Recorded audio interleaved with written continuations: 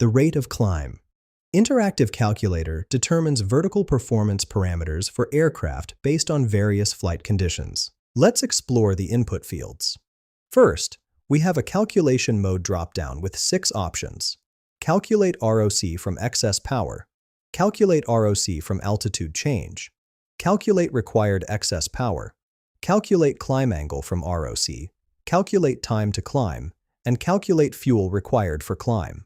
For this demonstration, I'm using Calculate ROC from excess power. The input fields include excess power in horsepower, aircraft weight in pounds, initial altitude in feet, final altitude in feet, and time in minutes. We also have rate of climb in feet per minute, true airspeed in knots, fuel flow in gallons per hour, and target altitude in feet.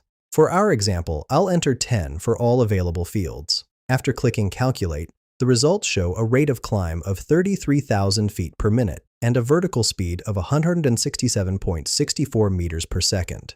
The calculator also provides a performance assessment stating excellent climb performance, suitable for rapid altitude gain and obstacle clearance. These extreme values result from the test inputs and demonstrate the calculator's computational range. Find the link in the description below.